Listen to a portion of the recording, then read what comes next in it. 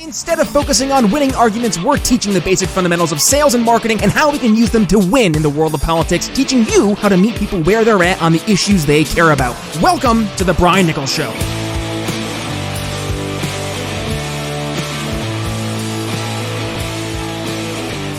Astroworld could have been prevented. The 9 people that died didn't have to die. We didn't need to have the 300 plus that got injured. The 11 people who suffered from cardiac arrest, that all could have been avoided.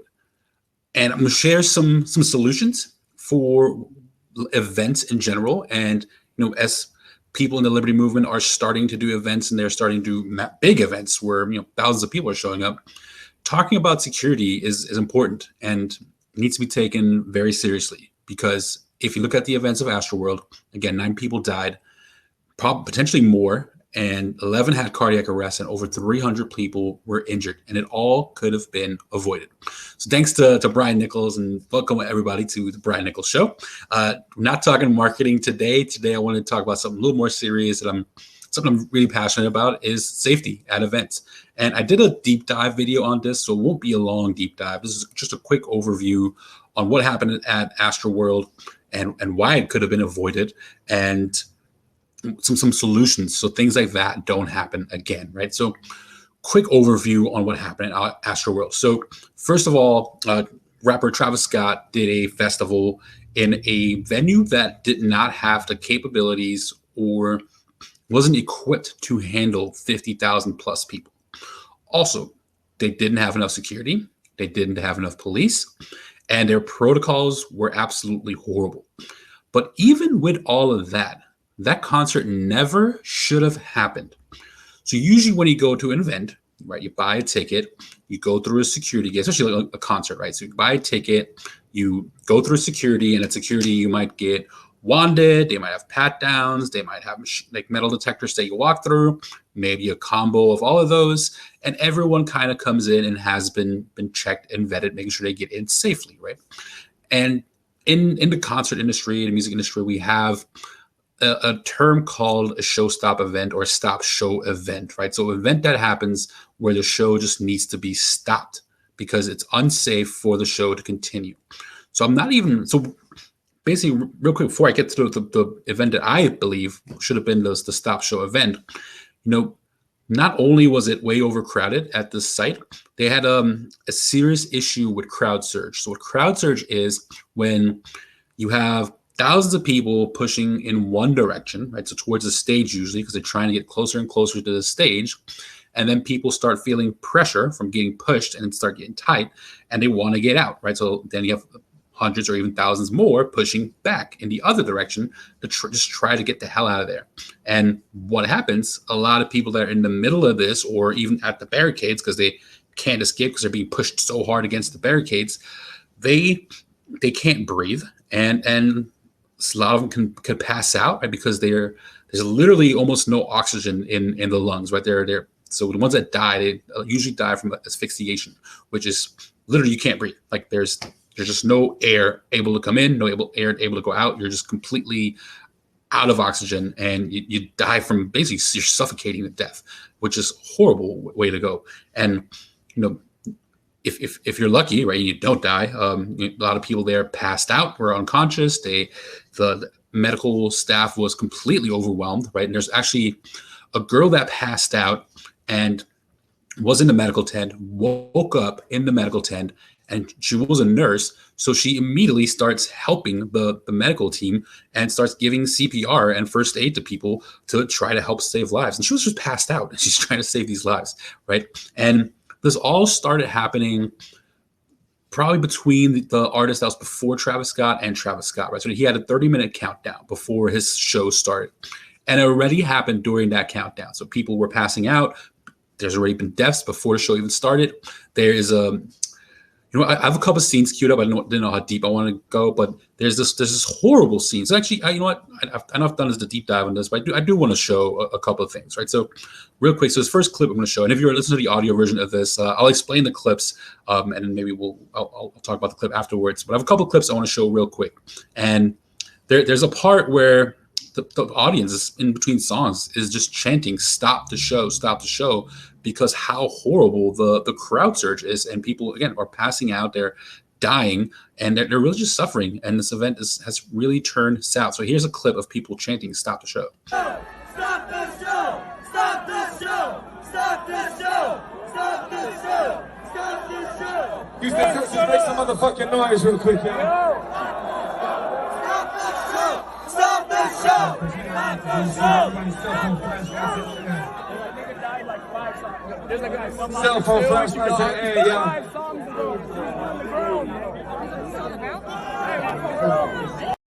Right, so when you listen to that clip, I mean, they're talking about someone dying that just died 5 songs ago, and Travis Scott's still going on. And having worked, so what's my qualifications to talk about this? I have booked and produced over 2,500 shows, probably getting closer to now 3,000. And it's anywhere from clubs to festivals to arenas to amphitheaters. And when things like that start happening, right, people are passing out at shows or dying at shows, maybe you're thinking, oh, maybe they didn't know about it. No, they absolutely knew about it. The second someone passes out, the second that medics have to attend to someone, here are the people that know. And the medics are usually on radios. Now, there was talks about the medics not having enough radios, which is a security disaster to begin with. But every medic should have a radio so they can communicate with the festival producers, right? So once that medic started trying to help the first person that passed out, they should have communicated, and they probably did, with the festival producers and the touring production company, right? So the production company that put on the festival. And the show continued, right? So 5 songs ago. And again, I said this already started happening during the 30-minute countdown. Then the next clip, and in that clip, if you listen to the audio version of it, it's Travis Scott standing on a giant platform, just looking down at the audience, not doing anything, right? And now, can he hear them chanting "Stop the show"? Probably, because it was quite a few people chanting it, right? But artists do wear, if you ever see like these headphones they have in their ears, or what looks like headphones, those are called in-ear monitors, right? So that's where they can hear themselves sing or rap or whatever it is, or they can hear the band performing, right? They hear the music, they have tracks playing in their ears. And the reason that happens is because it is really hard to hear on stage. So they can hear themselves and perform better, they have these in-ear monitors. And so potentially because of the in-ear monitors, he didn't hear it. But I highly doubt it. I just still think he heard something, right? But anyway, so the next clip I'm gonna show is you see the crowd surge right at the barricade, right? And usually when people are being pressed against the barricade or people are starting to pass out, so when you see like these old school, I don't know if anyone's seen these old school Michael Jackson videos of girls being pulled out of the audience and being passed out, right? Because that a lot of times it's going to happen because they're just super dehydrated, right? Because a lot of times when young people go to shows, they rush to the gates and they park themselves there, and they're there the entire show. They're not going to get any to drink, they're not going to get anything to eat, and it's hot, it's sweaty when you're that close to the stage, and you probably pass out from dehydration, right? So it's common that people get pulled out, but it's usually pretty easy. Like it's just like a quick second, and the person gets pulled out from in front of the barricade. So in this clip, you can see the security struggling to pull someone out. I mean, they're just squished so tight against that barricade that the security's having a really hard time to push them out. So let's play this clip right here.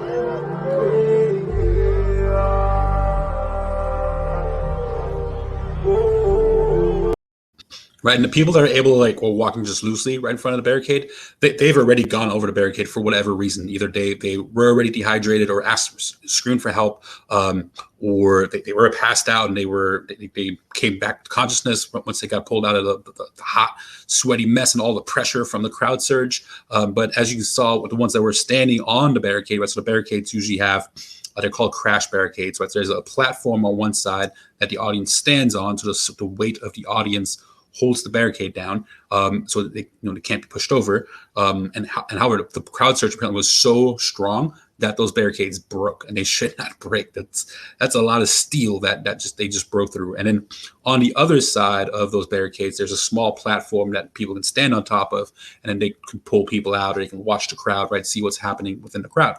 And you could see the people on the other side of the barricade, on the side of the stage, they were having a really hard time pulling the people out there, yanking them several times just to get them inch by inch out of the crowd. So that's how tight that crowd surge was right there in front of the stage. And then the last clip I'll show before I show y'all what I believe was the Stop Show event is really disturbing. It's Travis Scott standing on that platform, looking down into the crowd.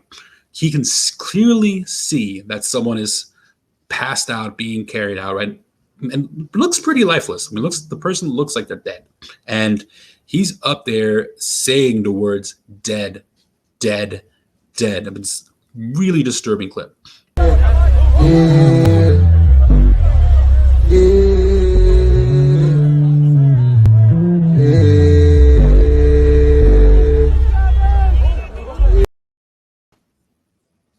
That's disturbing.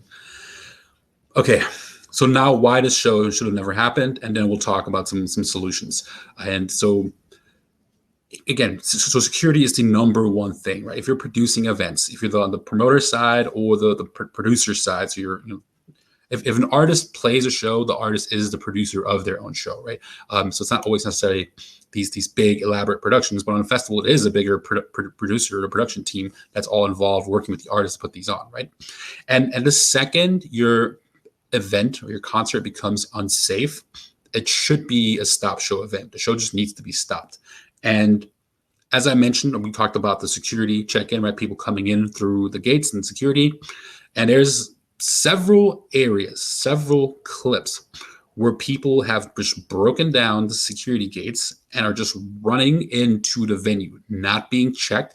In some of those clips, there are even people with backpacks on getting into the festival site, which that's horrible. I mean, what's in those backpacks, right? There's weapons, explosives. Like what is in those backpacks? I mean, they could have potentially killed hundreds, if not thousands of people if they would have brought weapons in. And there's some real dangerous people that got in there. But it's already sold out. It's been sold out for months. And with these hundreds or even thousands, and probably thousands, there's several areas that was basically happening at all the entrances. And there's another area where people just started jumping over the fence, and the weight of the mass of people jumping over a fence broke down the fence. And again, all different areas where people are just running in by the hundreds. So maybe thousands of people got in that should have been in there in a site that's already oversold and can't handle the people that are there, probably contributing to more of that crowd surge. And there's been stories of people getting stabbed by needles and injected with something, right? And some believe it may have been fentanyl, which could have contributed to some people having cardiac arrest. But again, that the kind of stuff comes in when there's nobody being checked at security, right? So here's one of the clips of people just storming in through the security gate.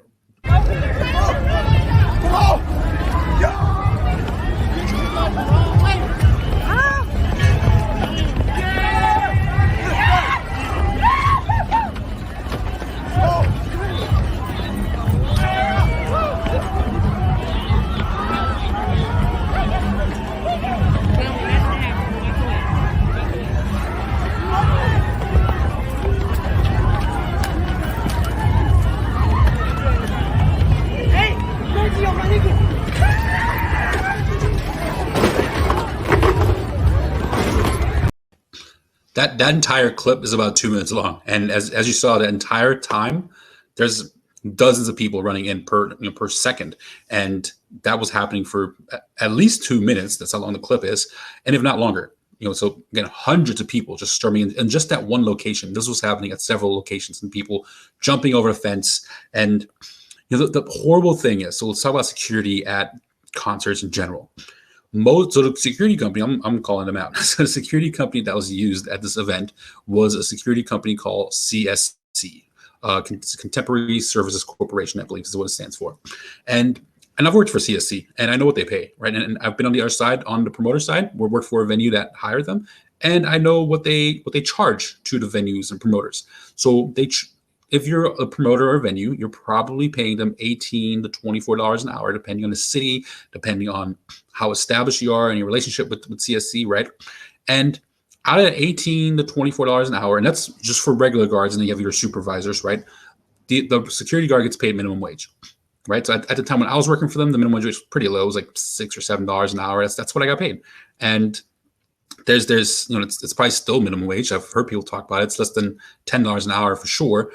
And I know in the liberty movement, right, we're all about free market, free and open markets and everything. But when it comes to and that's the thing, right? So if there was transparency and the promoters knew what was actually being done, right, they're actually only getting paid minimum wage, and they're not really qualified. It's like there's no training. They're not former like military or former police, like zero training. Like you're talking about college kids or people that are older, right? So just think about like going to a sports game and the people that are the ushers, like they're taking you to the seats. Those are the exact same people. They work for the same company. They're the exact same people are going to work festivals like that. They're not trained for things like that, and there is no training, right? So you just kind of just learn as you go, and that's where the free market needs to take over, right? So that's my solutions. All my solutions are free market oriented, and the free market just needs to step in, and the industry needs to correct itself from all these mistakes. But when it comes to legal repercussions, I mean, there's people that are there. They should go to jail for what happened, and they're responsible for the deaths of these people, right? So continue talking about security. So you're paid minimum wage. There's no training. There's no qualifications. They were understaffed. There's not enough security. And one thing that was pretty disturbing is their security protocol. And I looked up the definition. I think it was like a government definition of what a multiple casualty event is, or it's MCI is what they call it, right? Multiple casualty incident. So let me, if you're looking at the video version, I'm going to share the document from the festival, which is like their entire security protocol. And in this document, right, you see what is considered a multiple casualty incident. So the definition / overview, and this is exactly the same definition that any government entity would use. So though a number of events may be called catastrophic or disasters, there is no one agreed upon definition of an MCI, multiple casualty incidents. For the purpose of this plan, we shall consider an MCI to be timed to be, and there's grammar errors in this too, it drives me nuts, but so to consider an MCI to be a time that on-site EMS services become overwhelmed and outside resources need to be summoned, right? So it's not a multiple casualty incident until their medics are overwhelmed. But what if they are understaffed with medics? What if they scheduled only 6 medics for a 50,000 person event? Of course they're going to be overwhelmed, right? And the other thing too is that I have an issue with. People are going to a concert, they're trusting the organizers of that concert to keep them safe, right? You don't go to a concert and feel like you should be worried about your safety. You're there to have a good time. You're there to let loose, to have a couple of drinks, to maybe smoke some weed, right? Whatever it is you do to have fun, that's your total right. And you should feel safe when you go there. When one person dies, not 8 or 9, but the 9th person died a couple of days later. But 8 people died at the event. 11 people had cardiac arrest at the event. There's over 300 people injured at the event. That event should have stopped. Now, to say after the first person died might be a little extreme, but when the second person died, done. The event is over, right? So even if the thing with the security gates didn't happen, the second person died, it should have been over because your crowd is not safe. Your crowd is dying and suffering, and this event should have been stopped. But again, once that security gates were broken down in broad daylight, that's already where it should have stopped. So we should have never even gotten to that point, right? And in the video where I'll go more in depth, where I went more in depth on my YouTube channel or even my podcast, if you want to hear, I talk about some other scenarios, right? So if you cancel an event with 50,000 people there, of course, that's not the safest thing to do. So you have to have a strategy on how you're going to cancel an event and turn away 50,000 people, which I talk about in my more in-depth video. I'm trying to keep this short. Sorry, Brian. but some solutions. So let me just offer a couple quick solutions. So first of all, you got to have trained and qualified people, right? So again, no government licenses. I think there should be organizations that are certifying bodies that certify events, that certify promoters, that certify venues, that certify artists, right? So it could be this artist is certified by this safety company. This venue is certified by this safety company. And those promoters, those artists, they pay for someone. Maybe they split the cost. I mean, there's lots of costs that get split by the artists and promoters or the artists and the venues, depending on how many people are involved in promoting the show. But it should be a show cost that someone goes to the site and does a security inspection and makes sure that the event is safe, that the perimeter is safe, that there's enough staffing, that you bring a bomb sniffing dog and you go check for explosives. You have proper metal detectors detecting knives, guns, right, whatever else you're detecting for,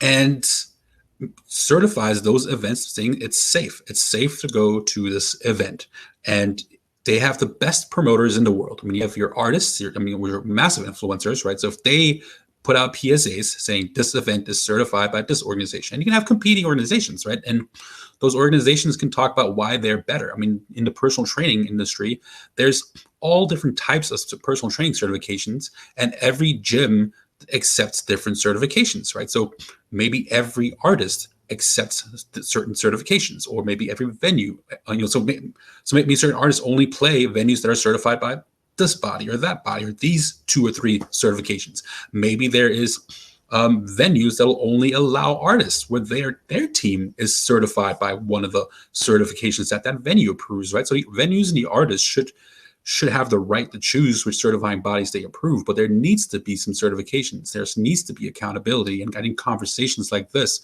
can create awareness around how horrible our industry is when it comes to security.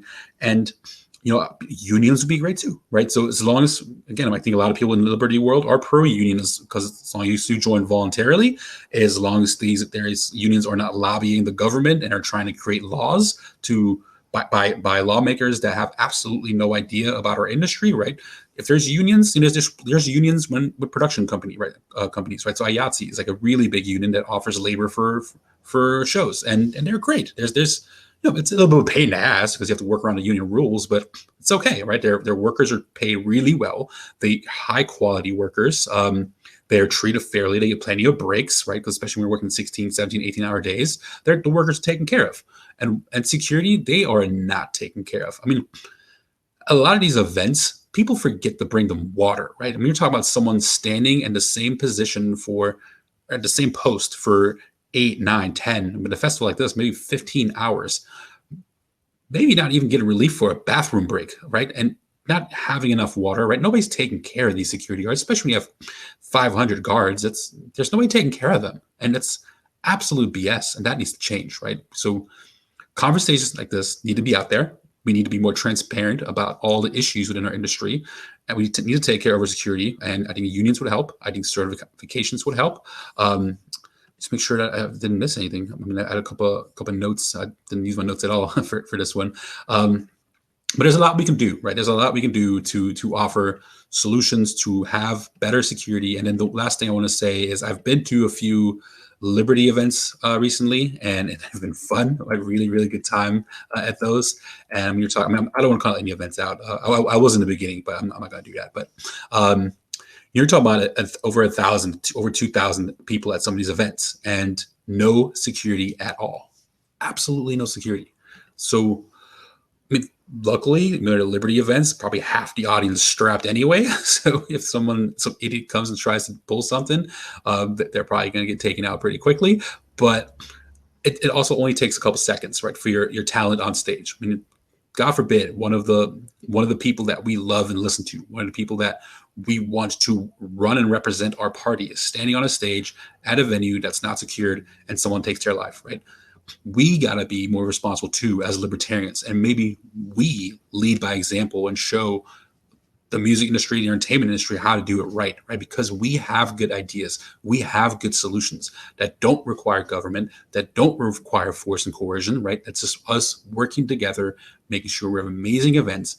Everyone's having a good time, and everyone is involved, working, participating, and just coming as a guest voluntarily and feeling safe and having an amazing time. So anyways, thank y'all for listening. Thanks for whoever stuck around for this whole thing. Thanks for allowing me to speak about this topic on the Brian Nichols show.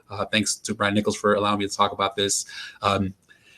As y'all know, when I'm on Brian Nichols, I'm not the best self-promoter, but go to briannicholsshow.com to learn more about the Brian Nichols Show and all the great episodes Brian has had, the great amazing guests he's had. If you want to learn more about me, everything about me is on makingitwithchrisg.com. I haven't posted much on the website lately, but all the links to the socials that I do use on most of the time, so YouTube and Instagram pretty much, you can find those links there. Link to my Patreon is there if you're someone that's in the music industry and that's trying to learn how this industry works. So you can find all of that there.